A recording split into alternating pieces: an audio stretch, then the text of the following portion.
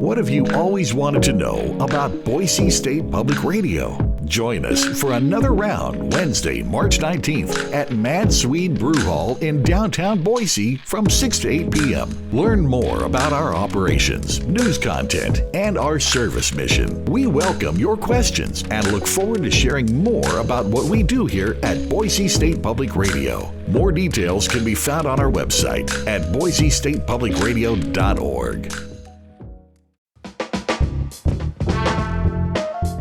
On a Monday, March 17th, happy St. Patrick's Day. It's The Connector, Idaho Daily News from Boise State Public Radio. I'm Troy Oppie. Lots to catch up on from the State House this morning, including a bill banning medical mandates from public entities and a requirement for Idaho students starting in 5th grade that they see a video of the human embryo developing. Plus, spending money to save money in the state's foster care program, and a busy weekend in sports. Boise State left out of the NCAA tournament. What might be next? That's all coming up on The Connector. We'll start quickly this morning with a couple of notes on our roadways. Highway 21 between Grand Jean and Banner Summit remains closed due to avalanche risk. And Highway 95 between Council and New Meadows is closed this morning following a landslide Sunday that undermined a section of the state highway. The Idaho Transportation Department says engineers are on site this morning to evaluate the highway and determine what's next. Travelers in the meantime should use Highway 55 to reach New Meadows from southern Idaho.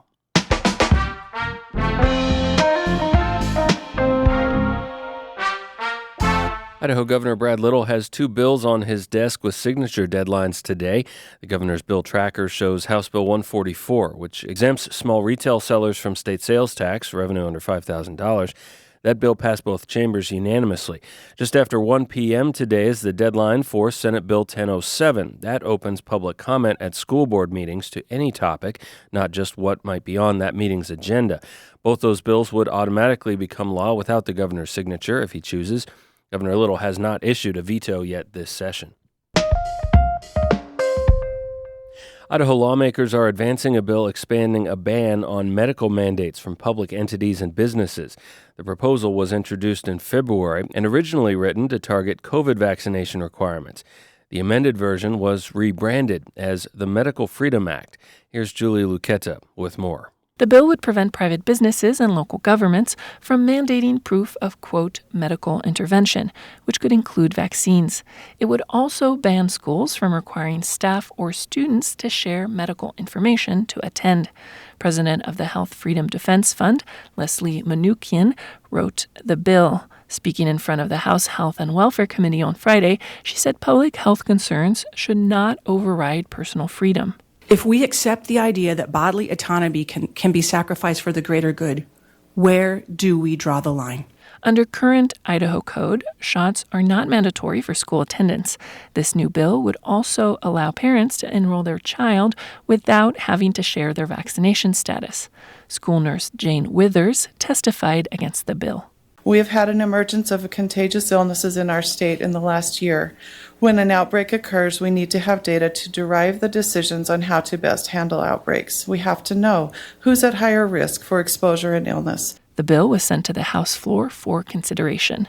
Julie Luqueta, Boise State Public Radio News. Elsewhere, a bill requiring schools to show an ultrasound video and a computer-generated rendering of a human embryo developing in the womb starting in grade 5 is headed to the House floor. Bill sponsor, Republican Senator Tammy Nichols, says they would not be a part of the sex ed curriculum, but shown in human biology classes and during contraception and STD discussions. These resources will show how babies develop from fertilization to birth, helping students understand that a fetus is a living human being from the moment of conception. Healthcare worker Haley Fox testified against the bill. She says the anti-abortion animated video provided as an example for schools to use portrays an inaccurate timeline of fetal development. I see people in this state that have very low health literacy, and it is just going to continue to produce people who cannot make informed decisions about their health because they have a basis of inaccurate knowledge. Speaking before the House Education Committee Friday, Nichols says Superintendent of Public Instruction Debbie Critchfield supports the bill. It has already passed the Senate and is now headed to the House floor. State budget writers have signed off on a $20 million budget increase for the State Department of Health and Welfare in the hopes that spending money to grow and better support the foster care network will save money in the long run. Idaho Public Television reports the new spending will pay for more than 6 workers in the Child Safety Division. That support should help boost the number of foster families in Idaho. It costs the state less than $2 a day to support a child in foster care, lawmakers say, compared to the more than $300 a day for congregate care if there aren't enough foster homes available. The department needed more than $14 million extra this fiscal year to cover congregate care expenses. About a third of the proposed budget increase will be federal dollars. Budget writers included specific staffing goals in the legislation, which still needs to be approved by the full House and Senate to pass.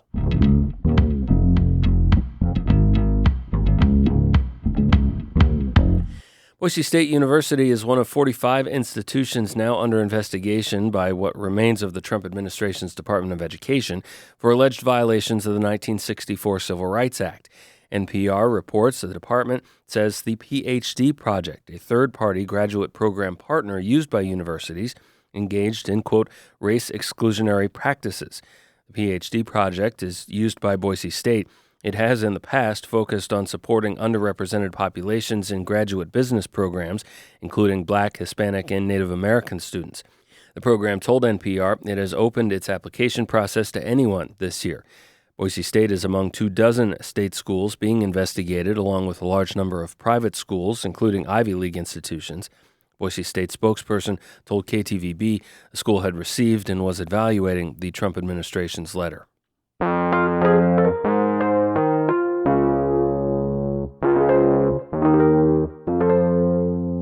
Broadening our scope to the Mountain West this morning, there's more time to weigh in on a proposal to keep Northern Rockies grizzly bears on the endangered species list. A federal agency has extended the public comment window by 2 months, but as the Mountain West News Bureau's Hannah Merzbach reports, they've already received around 50,000 comments. Taking a look at the comments so far, responses came from people across the country and nonprofits, as well as one state where the bears live, Idaho. It says the proposal is flawed and strays from endangered species requirements. That state, Wyoming, and Montana historically have backed delisting the bears, saying they're recovered. Meanwhile, 17,000 comments came through the nonprofit Earth Justice. It wants to keep the bears listed as threatened and is against giving livestock owners more flexibility around killing grizzlies. The comments say that part of the proposal is, quote, counterproductive to long-term recovery.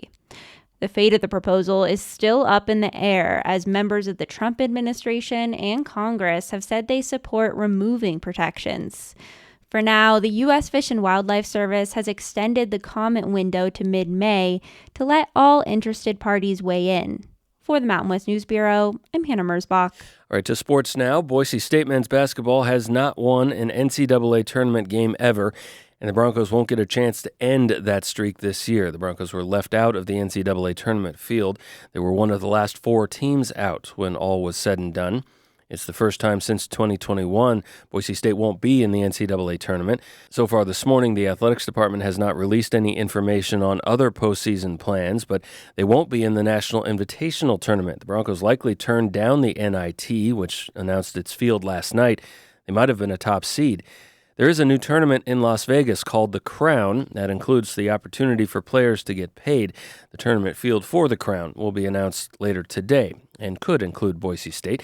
Meanwhile, the College of Idaho men's basketball team advanced this weekend to the Sweet 16 of the NAIA tournament for the 4th straight year. The top-seeded Yotes head to Kansas City this week. That's the final site at the NAIA. They'll match up in the quarterfinal round with 4th-seeded Langston College of Oklahoma. And for the second year in a row, Boise native Matteo Jorgensen, the cyclist, has won the Paris-Nice bike race in France. Jorgensen took the yellow leader's jersey in Stage 3 last week and wrapped up a win by more than a minute in yesterday's Stage 8 finale. Jorgensen said earlier this year that he was ready to remain a supporting rider for Team Visma Lease Bike in this summer's Tour de France.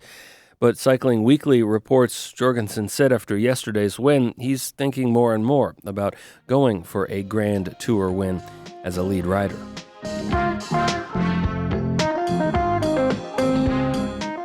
Thanks for listening to The Connector from Boise State Public Radio.